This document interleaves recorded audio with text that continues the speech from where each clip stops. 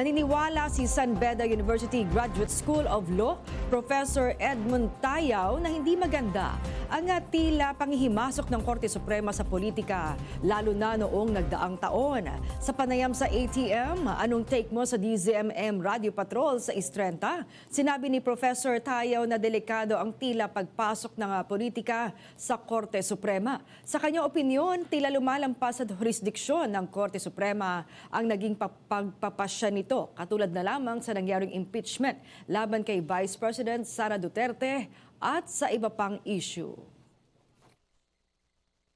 Di sana nating i-consider yan, no?